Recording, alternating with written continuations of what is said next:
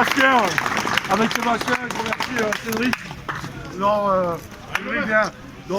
On lui retémoigne toute notre solidarité parce que je sais que la semaine dernière, il a passé un petit mauvais moment, mais il y avait beaucoup de fraternité et de solidarité, et il le sait lui, parce que c'est pas lui qui était visé. À travers lui, c'était vous toutes et tous qui menez le combat syndical.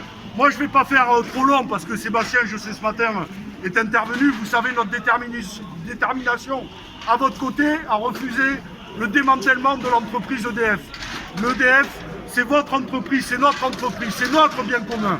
Et si on la démantèle, ça revient à une spoliation du bien commun.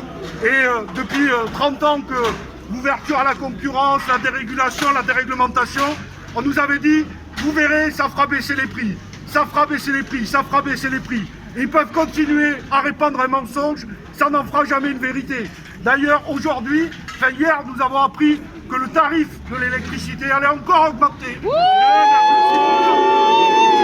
Et donc c'est 50% en 10 ans. Voilà à quoi conduit la dérégulation et la déréglementation du secteur de l'énergie. Donc votre combat et notre combat, c'est le nôtre. C'est un combat d'intérêt commun.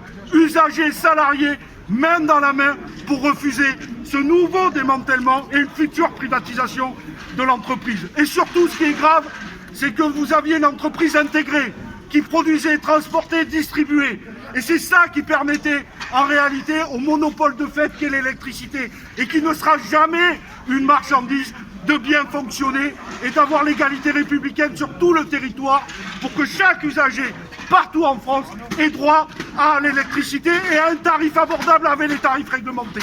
Donc en réalité, ce qui prépare, c'est la future privatisation et c'est de donner en réalité cet argent de la poche des usagers directement dans celle des actionnaires en affaiblissant l'entreprise EDF et en lui permettant pas d'investir et d'innover ce qu'elle doit faire, notamment pour réduire la fracture et notamment celles et ceux qui sont en précarité énergétique et préparer le schéma d'avenir du XXIe siècle, c'est-à-dire lutter contre le réchauffement climatique.